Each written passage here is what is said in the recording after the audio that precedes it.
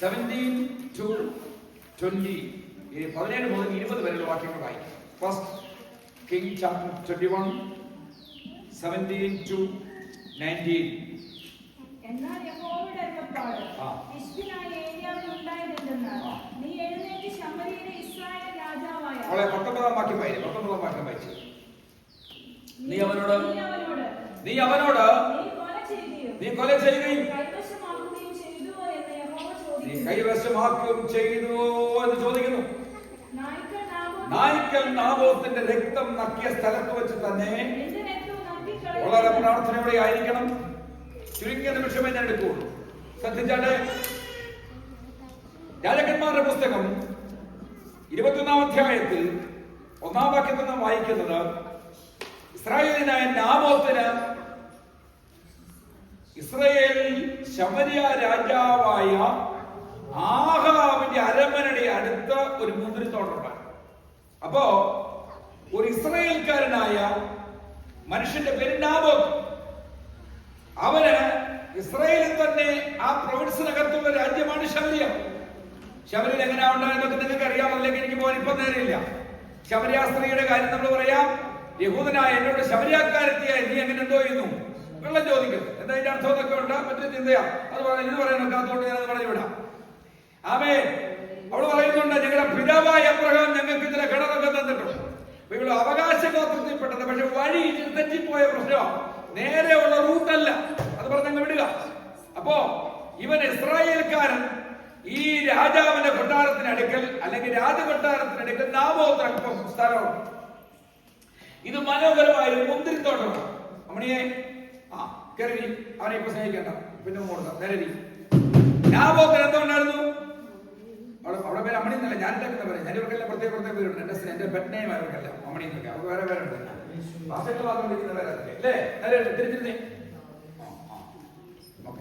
അപ്പോ നാബോത്തിന് ഒരു മുന്തിരിത്തോട്ടം ഉണ്ടായിരുന്നു.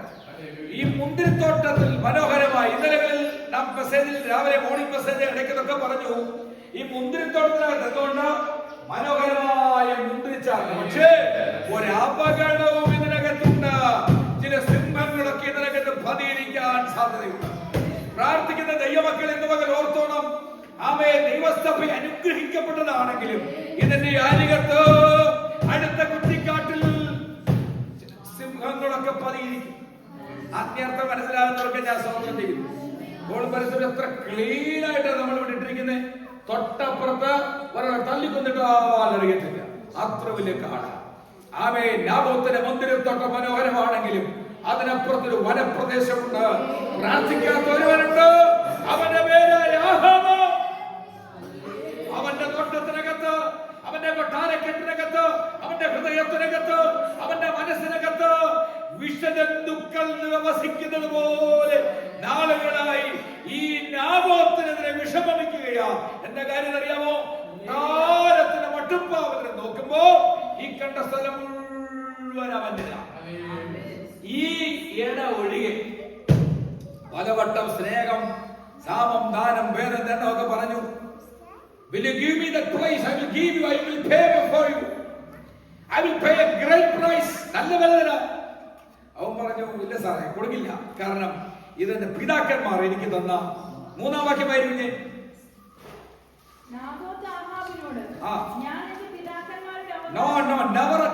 ഇതെന്റെ പിതാക്കന്മാർ എനിക്ക് തന്ന അവകാശമാണ്, വാഗ്ദത്തമാണ്. എന്റെ പിതാക്കന്മാരുടെ അവകാശം ഇത് ഞാൻ വിൽക്കാൻ തയ്യാറാകില്ല. വിശ്വാസം വിറ്റുകളയാത്തവർ, പ്രമാണം വിറ്റുകളയാത്തവർ, വിശുദ്ധി വിറ്റുകളയാത്തവർ, അടിസ്ഥാന ഉപദേശങ്ങൾ വിറ്റുകളയാത്തവർ, ഈ വചനം മുറുകെ പിടിക്കുന്നവർ എത്ര പേരുണ്ട്? നിങ്ങളെ കാക്കുന്ന ദൈവമുണ്ട്. നിങ്ങൾ വചനം മുറുകെ പിടിക്കുന്നവരാണെങ്കിൽ ആർക്കുമില്ലാത്ത പരിശോധനകൾ, പരീക്ഷകൾ നിങ്ങളുടെ മുമ്പിൽ വരും. പക്ഷേ ആ പരീക്ഷകൾക്കപ്പുറത്തായി നമ്മുടെ കർത്താവ് പറയുന്നു. അപ്പൊ പറഞ്ഞ പിതാക്കന്മാരെ അവകാശം ഞാൻ തരുന്നില്ല. 4-ാം വാക്യം, ഇസ്രായേലിനായ നാബോത്തിന്റെ പിതാക്കന്മാരെ അവകാശം ഞാൻ നിനക്ക് തരികയില്ല എന്ന് തന്നോട് പറഞ്ഞ വാക്കിന് പറ്റും. ആഹാബിന് അവരോട് വ്യസനവും നീരസവും ഉണ്ടായി. അവൻ അരമനയിലേക്ക് നിന്നു. ഭക്ഷണമൊന്നും കഴിക്കാതെ കട്ടിൽ മുഖം തിരിച്ചു കടന്നു. ചിലപ്പോൾ പിണങ്ങി കിടന്നു പോയി അല്ലേ? ഭാര്യ ഭർത്താവിനോട് പിണങ്ങാറില്ല. കയ്യിൽ നിന്ന് കണ്ട രഹസ്യമായി സുഹൃത്ത് പറഞ്ഞാൽ മതി. ഇന്നലെ ഇവിടെ ഞാൻ പറഞ്ഞാൽ പിണങ്ങിയില്ലെങ്കിൽ എന്തോ കുഴപ്പമുണ്ട്. ഭാര്യയും ഭർത്താവും കൂടെ ചിലപ്പോൾ 40 വർഷം എപ്പോഴും ഞങ്ങൾ വിജയകരമായ കുടുംബം ഇന്നുവരെ എന്റെ ഭാര്യയുടെ മുഖത്ത് നോക്കി ഇച്ചി പോകുന്ന പോലും ടൈം എനിക്കെന്തോ കുഴപ്പമുണ്ട്. അമ്മ പറയാ എന്റെ അച്ചാച്ചൻ ഞാൻ ഇന്ന് വരെ നിനക്കെന്തോ കുഴപ്പമുണ്ട്. കുഴപ്പമില്ലെങ്കിൽ നമ്മള് ഇടയ്ക്ക് മുഷിയും, ഇടയ്ക്ക് വഴക്കുണ്ടാകും, ഇടയ്ക്ക് പിണക്കുണ്ടാകും. കുടുംബജീവിതത്തിൽ കൊച്ചു കൊച്ചു സൗന്ദര്യപ്പിണക്കങ്ങളൊക്കെ നല്ലത്. അത് സ്നേഹം കൂടാൻ കാര്യമാ. ആമേ സ്തോത്രം. ചെറിയ ചെറിയ നീരസങ്ങളൊക്കെ ഉണ്ടാകും.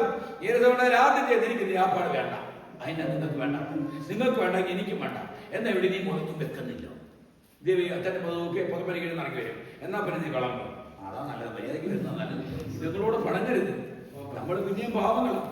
നിങ്ങളോട് പണങ്ങിയ ഇതുമെല്ലാം പോണ എല്ലാം മര്യാദയ്ക്ക് വരും. അതുകൊണ്ടാണ് വേദോസ്തം പറഞ്ഞ സ്ത്രീധനം ബലഹീന പാത്രം. അവർ നമ്മളെല്ലാം ആകട്ടോ, അവർ നമ്മളെല്ലാം അവർ ബലഹീന പാത്രമെന്നും ജീവന്റെ കൃപയ്ക്ക് കൂട്ടവകാശങ്ങളെന്ന് ഓർത്ത് അവർക്ക് ബഹുമാനം കൊടുക്കുകയും ഒന്ന് സോപ്പിട്ടാൽ മതി. ഇതുങ്ങൾ എന്തുകൊണ്ട് ചെയ്തു ചൂടാവാതി കൂടി നല്ല ചായ. അച്ചാച്ചൻ 2 താടി എന്ന് പറഞ്ഞാൽ 2 ചായ ഇട്ട് ബൂസ്റ്റ് കൂടി ഇട്ട് തരുവരാ.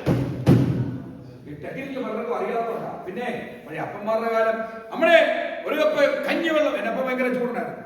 ചൂട് പറഞ്ഞാൽ അറിയാം, ഞാൻ പറഞ്ഞിട്ടുണ്ട് വലിയ വസ്തുവും ഭൂമിയൊക്കെ ഉള്ള ആളാണ്. അപ്പം കൃഷിക്കാരുടെ കൂടെ കയറി ഒരു കപ്പ് വെള്ളം. അപ്പൊ ഈ ഒരു വലിയ കപ്പുണ്ട്, അത് ഈ പട്ടാളത്തിൽ നിന്ന് കൊണ്ടിട്ട് കോപ്പയുണ്ട്.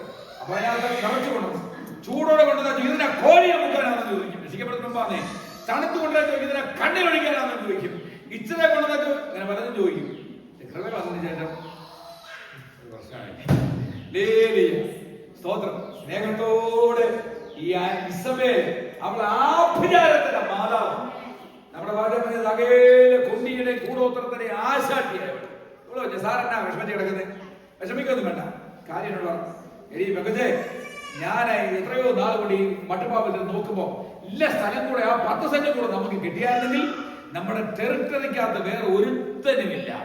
ഞാൻ പലവട്ട സ്നേഹത്തോടെ ആമ ത്യാഗത്തോടെ ആമ സോപ്പിട്ടൊക്കെ വേണ്ടി ചോദിച്ച അവൻ പറഞ്ഞു അവന്റെ പിതാക്കന്മാരുണ്ട് കൊടുത്ത ആൾക്കാരാ. അവർ അവകാശം തരത്തില്ലെന്ന്.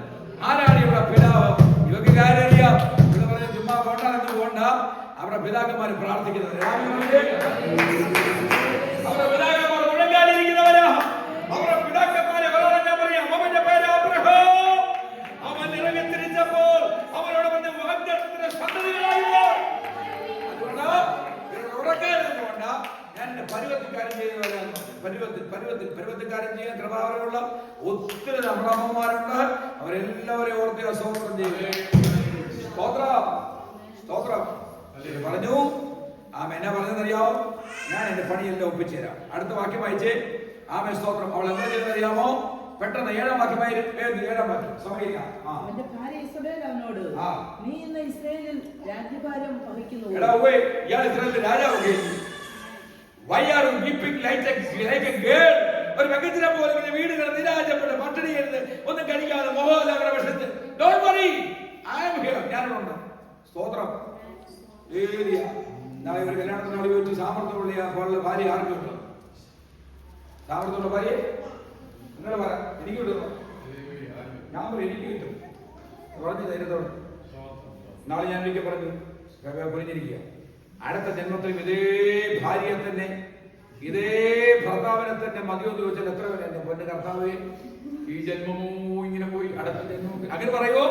അത് അടുത്ത ജന്മത്തിലും എനിക്കിവിടെ തന്നെ മതിയെന്നവര് പറയും. രാമൻ പറഞ്ഞു മുഷ്കിൽ സ്തുതി ആരാധന നൈ ആരേന അനമാമ പോയി സ്തുതി നൈ ആരേ. ആരെ സ്തുതിക്കുന്നില്ല. കാര്യം പറയണം. നമുക്ക് ദൈവം നൽകിയ മനോഹരമായ ജീവിതമായി ഇനി ഒരു ആയുസ് ഒരു ജന്മമൊന്നും നമുക്കില്ല. അത് ഹിന്ദുക്കൾ പറയുന്നതാ. നമുക്ക് ഒറ്റ ആയുസേ ഉള്ളൂ. അപ്പൊ ഇനി അല്ല ഒരു ആയുസ് ഉണ്ടെങ്കിലും എനിക്ക് കൂട്ടാളിയെ തന്നെ മതി. ജീവിതം കുടുംബജീവിതം അത്ര മനോഹരമാണ്.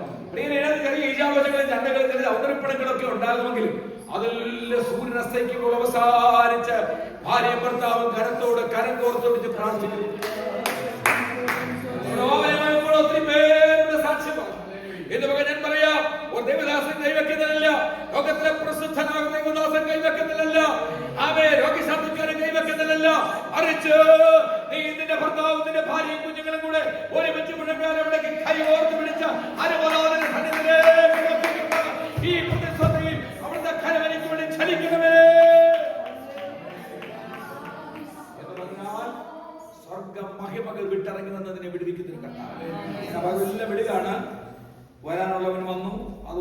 പാസേജ് ഞാൻ വെട്ടിച്ചെടുക്കുന്നു. 8-ാമത്തെ വാക്യം. എഴുത്തിൽ എഴുതിയിരിക്കുന്നത് എന്തെന്നാൽ നിങ്ങൾക്ക് ഒരു ഉപവാസം പ്രസിദ്ധമാക്കി നാബോത്തിനെ ജനത്തിന്റെ ഇടയിൽ സ്ഥലം കൊടുത്ത് ഇന്നും ചെയ്യണ്ട. പുള്ളിയെ വിളിച്ച് ഉടുപ്പൊക്കെ ഇടിപ്പിച്ച് ലൂയിസ് ഫിലിപ്പൊക്കെ ഇടിപ്പിച്ച് നല്ലൊരു മുണ്ടൊക്കെ കൊടുത്ത് ടൈം കോട്ടൊക്കെ വിളിച്ച് പുള്ളിയെ കണ്ടത് ചെയ്യണം. പണ്ട് ദാവീദ് ഇതുപോലെ പണി ചെയ്തായിരുന്നു. കാര്യം നിങ്ങൾക്ക് അറിയാം അല്ലേ? ഇതെല്ലാം ഈ അബദ്ധം മൊത്തം പറ്റുന്ന കിളിവാതിന്റെ മണ്ടയ്ക്ക് ഊലാത്താൻ പോകണം. അവിടെ ദൈവമക്കൾ എന്തോ ചെയ്യരുത്, ഉപവാസം നടക്കുമ്പോൾ ഊലാത്താൻ പോലും ദൈവം തന്നെ വലത്തും. ഉപവാസം നടക്കുമ്പോൾ വന്ന് പ്രാർത്ഥിച്ചോണം. നീ അന്നേരം ഊലാത്തൂല്ലേ, വല്ലാത്ത ഊലത്തല്ലേ. പോട്ടെ, സമയമില്ല. ദാവീദ് യുദ്ധം നടക്കുമ്പോൾ ഊലാത്താൻ പോയി. ഊലാത്താൻ പോയപ്പോ വേണ്ടാത്തൊരു കാര്യം കണ്ടു. ഇന്നലെ രാത്രി ഞാൻ ഓർത്ത് കണ്ടതിനല്ല കുഴപ്പം, കൂടുതലാകാനും പോകും. കണ്ടു, അത് മോഹിച്ചു, അതെടുത്തു. അത് മാത്രമോ ആ പാവം പിടിച്ചവനെ കൊതു തുടച്ചു.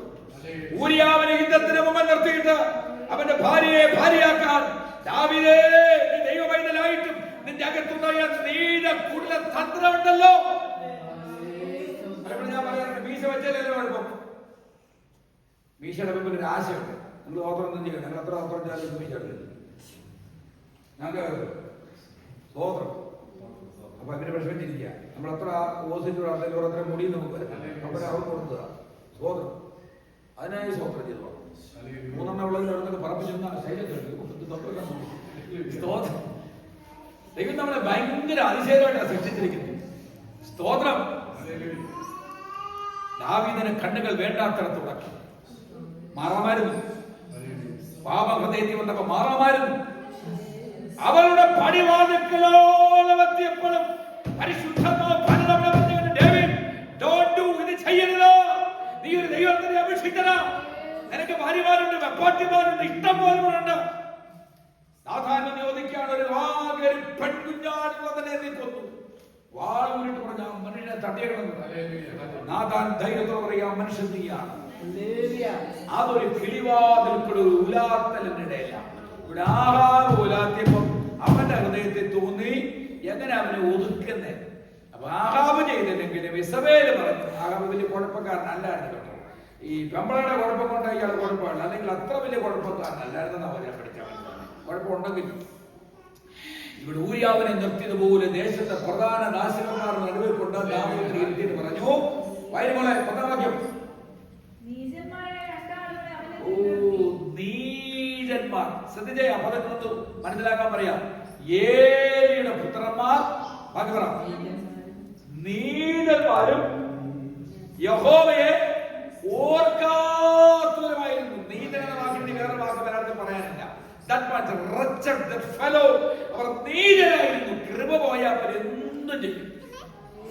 ഞാൻ അവൻ ഇടക്കിടയ്ക്ക് അന്നം വിട്ട പ്രതി എന്തും ചെയ്യും. കൃപ പോയാൽ അവൻ എന്തും ചെയ്യും. ഇവർ നീചരായി. ഇവരെ വിളിച്ചിട്ട് പറഞ്ഞു, പ്രധാന സ്ഥലത്തൊക്കെ ഇരുത്തിയിട്ട് നാബോത്തിന് എതിരായി ഇവരെതിരായിട്ട് എന്തോ ചെയ്യണം, ഇവരെതിരായിട്ട് വിരോധമായി സാക്ഷ്യം പറയണം. വായിച്ചേ. എന്താ പറയണം? ബ്ലാസ്ഫമി. സത്യത്തിൽ ബ്ലാസ്ഫമി എന്ന വാക്കതിന് ദൈവദൂഷണമെന്നേ അർത്ഥം. ഇവിടെ രാജാവിനെതിരായിട്ട് ഇവൻ ഈ പാവം പിടിച്ചു. അത്തപ്പാടി 10 സെന്റ് സ്ഥലവും അതിനകത്ത് ഒടിച്ചു കുത്തി കോരയും വെച്ച് കിടക്കുന്ന പാവം പിടിച്ചു. കഞ്ഞി കുടിക്കാൻ വേണ്ടി കുഞ്ഞു മുന്തിരിത്തോട്ടം വെച്ചെങ്കിൽ പാവം പിടിച്ചു. ഒരു ഗതിപരഗതിയില്ലാത്തത്.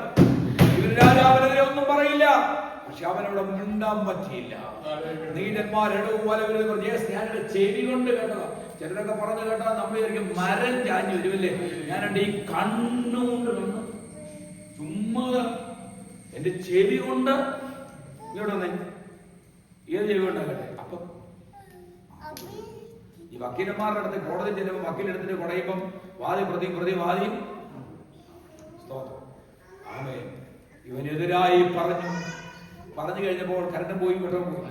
ഇവനെതിരായി പറഞ്ഞപ്പോ ഈ പാവം പിടിച്ചവൻ ദൈവത്തെങ്കിലേക്ക് ഞാൻ ഒരൊറ്റ വാക്ക് പറഞ്ഞു വിടാം. മടങ്ങി വന്നവന്റെ ഭാര്യയെ മക്കളെ കാണാൻ അവസരം കൊടുക്കുമ്പോൾ അവനെ കല്ലെറിഞ്ഞ് വൈരുമക്കളെ 13-ാം വാക്യം വായിച്ചേ.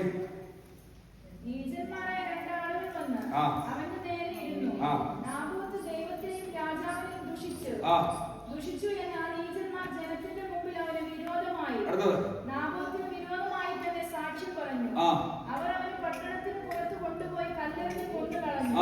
നാബോത്ത് കല്ലേറ് കൊണ്ട് മതി. മരിച്ചുവെന്ന്. ഇവനെ കല്ലെറിഞ്ഞു കൊന്നു. നാബോത്ത് ഇവനൊപ്പം മറ്റപ്പള്ളി വീടുകളുടെ കരയുക. ആരാ? അഹാബ് കരയുക. നാബോത്ത് കൊല്ലപ്പെട്ടെന്ന് പറഞ്ഞപ്പോൾ ഭൃത്യന്മാർ വന്ന് പറഞ്ഞപ്പോൾ ഭാര്യ വന്ന് അവനോട് പറയുകയാണ്, എഴുന്നേറ്റോ, ഭക്ഷണം കഴിച്ചോ, ഗെറ്റ് റെഡി. അവൻ മുന്തിരിത്തോട്ടം കൈവശമാക്കിക്കോ. നാബോത്ത് മരിച്ചു പോയി, അവൻ ഇവിടെ ജീവനോടെ ഇല്ല. എന്നാൽ ഏലിയാവ് യഹോവയുടെ അരുളപ്പാടായിട്ട് പറയുക, ഇസ്രായേലേ, നായ്ക്കൾ നാബോത്തിന്റെ രക്തം നക്കിയ സ്ഥലത്തു വച്ച് തന്നെ നിന്റെ രക്തവും നക്കിക്കളയും. ഞാൻ നിന്നെ അനർത്ഥം വരുത്തും. നിന്നെ അശേഷം നിർമ്മൂലമാക്കി ഇസ്രായേൽ ആകാമുള്ള സ്വതന്ത്രനും അസ്വതന്ത്രനും പുരുഷപ്രതിയും ഒക്കെ ഞാൻ നിഗ്രഹിച്ചു കളയും. 23-ാം വാക്യമായിരുന്നേ. ഇസ്രായേലിനെക്കുറിച്ച് യഹോവ അരുളിച്ചെയ്തത്, നായ്ക്കൾ ഇസ്രായേലിനെ ഇസ്രായേലിന്റെ മതിലരികെ വെച്ച് തിന്നുകളയും. ആഹാബിന്റെ സന്തതിയിൽ പട്ടണത്തിൽ വെച്ച് മരിക്കുന്നവരെ നായ്ക്കൾ തിന്നും. മതി. ഒരു ദൂത് പറഞ്ഞ് അവസാനിപ്പിക്കുക. കരയുന്ന മാതാവേ, കരയുന്ന സഹോദരി, കരയുന്ന പിതാവേ, പകൽ പരിശുദ്ധാത്മാവ്, the spirit of the Lord is touching your heart. God is speaking to you in your heart. നിന്റെ ആന്തരിക മനുഷ്യരോട് സംസാരിക്കുക. നീ ഒരു തെറ്റും ചെയ്യാഞ്ഞിട്ടും കുറ്റവാളിയെ പോലെ നിന്ന് നിന്നെ തിരിയാഞ്ഞിട്ടും നിന്നെ പരിഹസിച്ചത് നിന്റെ മുഖത്ത് നോക്കി നിനക്കെതിരായി പറഞ്ഞത് ദാവീദിന്റെ ഭാഷയിൽ പറഞ്ഞാൽ എന്നെ നിന്ദിച്ചു വരി ശത്രുവല്ലോ. ഈ ഞാൻ മറക്കാമായിരുന്നു, പക്ഷേ എന്റെ സ്നേഹിതനാ. He is very close to me. തലമുടിയൊക്കെ ജീവി കെട്ടിങ്ങനെ നിൽക്കുമ്പോൾ യേഹു വന്നു, അവളെ കിളിവാതിൽകളെ പൊക്കി. കണ്ണാടിയൊക്കെ നോക്കിക്കോണം അത്യാവശ്യത്തിന്. അങ്ങ് നോക്കിയാണ് നിൽക്കരുത്. അങ്ങ് നോക്കി പിന്നെ നോക്കി പിന്നെ അടുത്ത മുടിയുടെ തൂത്ത് പിന്നെ ഇവിടെ കൊണ്ടുവന്ന് വരച്ച് പിന്നെ ഒന്ന് ചുറ്റി കുത്തി ഒത്തിരിയൊന്നും നിൽക്കാൻ കണ്ണാടി നോക്കി. ഭാവ സ്വതന്ത്രം അത്യാവശ്യമൊക്കെ ഒരുങ്ങാവും. ഒത്തിരിയൊന്നും നിൽക്കരുത്. അത് നോക്കി പിന്നെ നോക്കി പിന്നെയൊന്ന് നോക്കി പിന്നെ നോക്കി ഇവിടെ ഇങ്ങനെ പിന്നെ നോക്കി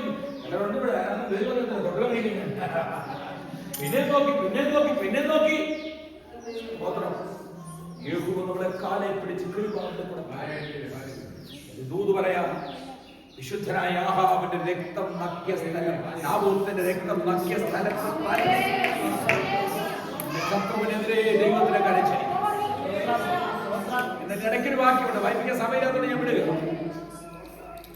പ്രവാചകൻ ദൂത് പറഞ്ഞപ്പോൾ യാഹാബ് എന്നറിയാം. ഞാൻ മുമ്പ് പറഞ്ഞില്ലായിരുന്നു എവിടെ അത്രയും കുഴപ്പക്കാരനല്ലെന്ന്. കുഴപ്പക്കാരനാണെങ്കിലും ഈ ദൂത് കേട്ടപ്പോൾ ആഹാബ് എന്നറിയോ പെട്ടെന്ന് മുട്ടുപടക്കി കർത്താവ്, അയ്യോ ഞാൻ വഷളത്വം പ്രവർത്തിച്ചു, ഞാൻ തെറ്റാ ചെയ്തത്, എന്നോട് ക്ഷമിക്കണമേ പറഞ്ഞു. പറഞ്ഞു അവന്റെ ജീവകാലത്ത് സമാധാനം. ഇന്ന് മകൾ പിന്നെ ദൈവം ന്യായവിധിയുടെ ദൈവം മാത്രമല്ല, ദൈവ ശിക്ഷയുടെ ദൈവം മാത്രമല്ല, അവൻ രക്ഷയുടെ ദൈവം കൂടാ. അവൻ മുഴങ്കാലം അടക്കിയപ്പോൾ ദൈവം അവന്റെ ആയുസിനോട് ചെറിയ പിറാന്റെ ടൈം ഉണ്ട്. പക്ഷേ അത് അവന്റെ ഒരു അഭ്യാസമായിരുന്നു. അവൻ മാനസാന്തരപ്പെട്ടില്ല. അടുത്ത അധ്യായം വായിക്കുമ്പോൾ ദൈവഭക്തനായ യഹോശാഫാത്തിനെ കൊല്ലുവാൻ അണിയറയിൽ തന്ത്രം ചെയ്ത് അവനോട് ആലോചന കൊടുത്ത് അവന് ഭക്ഷണം കൊടുത്ത് അവന്റെ വീഞ്ഞ് കൊടുത്ത് പ്രാർത്ഥിക്കുന്ന യഹോശാഫാത്തിന്റെ ഹൃദയത്തെ ബന്ധിച്ച് അവന്റെ മനസ്സിനെ വശീകരിച്ച് ഗിലെയാദിലെ രാമോത്തിലേക്ക് യുദ്ധത്തിന് കൊണ്ടുപോയി. ഒരിടയ്ക്ക് 2 പക്ഷി. ഇപ്പോൾ ഇവരെ കൊല്ലാമെന്ന് ആഹാബ് കരുതി. എല്ലാവരും കണ്ടിരിക്കുക. രാജാവ് രാജവസ്ത്രമൊക്കെ ധരിച്ച് സ്തോത്രം തന്നെ ഐഡന്റിഫൈ ചെയ്യത്തക്കൊണ്ട് നിന്ന്. നിങ്ങൾ നോക്കിക്കോളാം, യഹോശാഫാത്ത് മുമ്പിൽ ഇരിക്കുക, രാജാവ് പുറകിരിക്കുക, പൊങ്ങി എന്താ നീ ഒന്നും പേടിക്കണ്ട. അമ്പ് വന്ന ആദ്യത്തെ ജ്ഞാനം ചെയ്താൽ ചില പറയത്തില്ല വാർത്ത ദൈവത്തിന്റെ വാർത്ത അടി വന്ന ഞാൻ വിനാരിയോ ആദ്യം കൊടുത്ത് അടിയെന്ന് പറയുമ്പോൾ ഞാൻ ചെയ്യും. എന്റെ രംഗത്തോട് ചവിട്ടിട്ട് ഞാൻ ചെയ്യത്തുള്ളൂ. ഇതുപോലെ ആഹാ പറയും. പക്ഷേ സംഗതി വന്നപ്പോൾ എന്ത് ചെയ്തു? നേരത്തെ സെറ്റ് ചെയ്തായിരുന്നു. യഹോശാഫാത്തിനെ വില്ല് കുലച്ചെന്ന് വയ്ക്കണം, കൊല്ലണം. ശ്രദ്ധിക്കേ, വില്ല് കുലച്ചു. അവിടെ ഒരു പദമുണ്ട്, എനിക്കിഷ്ടമുള്ള പദവാ, യാദർച്ഛിക. ആമേ, ആക്സിഡന്റിലല്ല, യാദർച്ഛിക. ഇവൻ കൊലച്ച അമ്പെയ്യുകേ യഹോശാഫാത്ത് എന്റെ ദൈവമേ രഥത്തിനകത്തോട്ട് ശ്രദ്ധിച്ചേ. നിന്നെ കൊല്ലാൻ ആഹാബ് നിനക്ക് നേരെ ഒരുക്കി. നിന്നെ കൊല്ലാൻ ശത്രുവിനെ മുൻനിർത്തി. നിനക്കെതിരെ വലിക്കുന്ന എന്നെ വായിക്കുന്നവരെ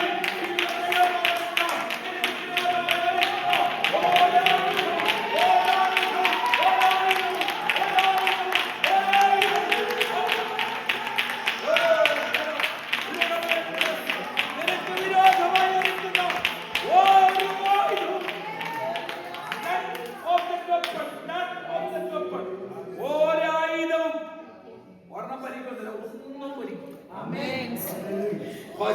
കണ്ണുനീരോട് രംഗത്തിലേക്ക് ഇരുന്നു. അമ്പു വന്ന ആഹാബിന്റെ ഇടയിൽ ദുഷ്ടനായ ആഹാബേ, നിന്റെ ഭാര്യയുടെ ദുഷ്ടതയ്ക്ക് അവളുടെ മേലുണ്ടായില്ലായ്മ കണ്ടിട്ടെങ്കിലും നിനക്ക് മാനസാന്തരപ്പെടാൻ നീ ഗുണഗാനമണിക്ക് തമ്പുരാനെ ക്ഷമിക്കണമെന്ന് പറഞ്ഞപ്പോ ഞാൻ നിന്നോട് ക്ഷമിച്ചതാണ്. ഇന്ന് പകൽ തലേ കൈവെക്കാത്ത ദൂത നിങ്ങൾക്കറിയാമല്ലോ, നമ്മളുള്ള ആലോചനകളൊക്കെ തലേ കൈവെക്കാത്ത ദൂത് പറയാ. ചിലർ നീക്കുപോക്കില്ലാതെ നശിച്ചു. കർത്താവ് പറഞ്ഞ വെളിപ്പാടുകൾ പലതുണ്ട്. ചിലരുടെ ഭവനങ്ങളിലേക്ക് സംഹാര ദൂതൻ ഇറങ്ങിയിട്ടുണ്ട്. ചിലരുടെ വഴിത്തലൊക്കെ തകർക്കാം. നമ്മുടെ സാക്ഷ്യം ഞാൻ ശ്രദ്ധിച്ചു. അവളെ ഞാൻ സ്നാനപ്പെടുത്തി. അവളെ സ്നാനപ്പെട്ട അന്ന് മുതൽ അവളെല്ലാം പ്രാർത്ഥനയ്ക്കും അവളെ ബന്ധു സംബന്ധിക്കും മോസിക്കും. ഇവിടുത്തെ എല്ലാ കാര്യങ്ങൾക്കും അവളെ പേര് പറഞ്ഞിട്ട് അവളെല്ലാം എല്ലാവരും സഹകരിക്കും. എല്ലാ ദൈവങ്ങളും എന്നെ അനുഗ്രഹിക്കപ്പെട്ടവരുണ്ട്. ആരും മോശമല്ല. എങ്കിലും അവളെ കണ്ണുനീരോട് പറഞ്ഞിരിക്കും, പണ്ടത്തെ പോലെ ഇപ്പൊ പറ്റുന്നില്ല. കാര്യം ജീവിതത്തിന് പ്രാരാബ്ധം, ബന്ധപ്പാടുണ്ട്, പല കാര്യങ്ങളുണ്ട്. അവൾക്കേ അവളുടെ വേദന അറിയുള്ളൂ. അവൾ ഒറ്റയ്ക്കാ. കുഞ്ഞ് ഇന്ന് മുതൽ പരിശുദ്ധാത്മാവിനോട് പറയുന്നു, my God is going to console you. അവൻ നിനക്ക് ആശ്വാസം തരാൻ പോകുകയാ. അവൻ നിനക്ക്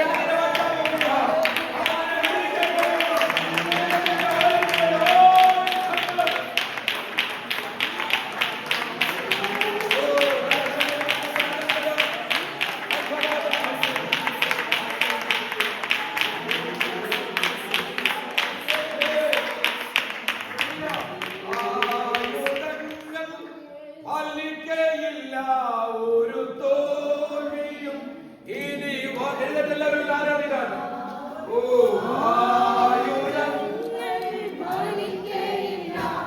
ഒരു തോൽവിയും ഇനി വരികയില്ല. എന്നെ ശക്തനായി ആത്മാവെല്ലാം എന്റെ ഉള്ളിലുള്ളതാ. എന്നെ ശക്തനായി